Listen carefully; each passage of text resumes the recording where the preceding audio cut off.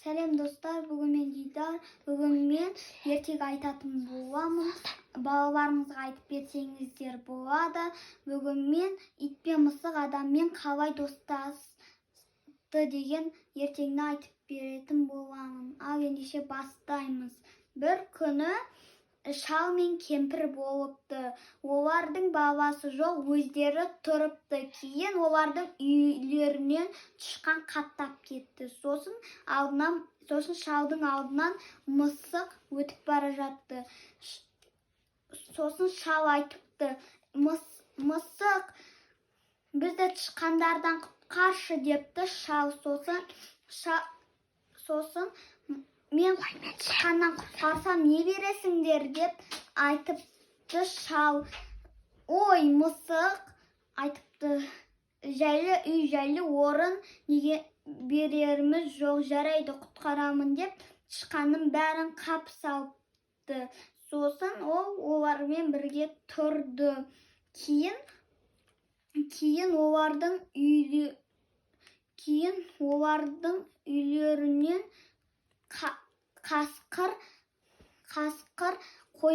шал мен кемпірдің қойларын ұрлап жүрді. Сосын қоймай жүрді. Сосын бізді мына қасқырдан кім құтқарады депті. Мен құтқарам деп айтыпты мысық мяулап. Сосын ана жақта менің бір туысым бар, содан көмек сұрап көрейін депті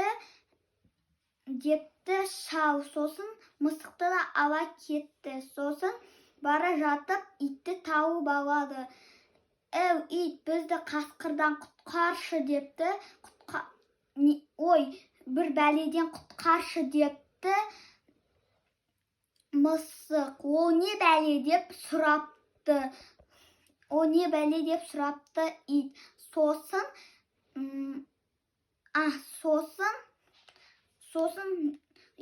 қасқырдан құтқарсам не бересіңдер депті ит.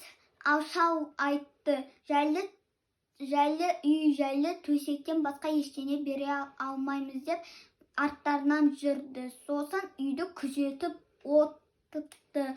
Сосын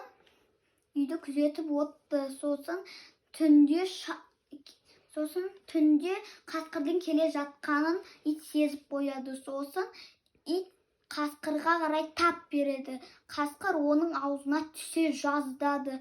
Сосын дереу қашып құтылды қасқыр. Сосын рахмет саған шал депті. Сосын ит пен мысық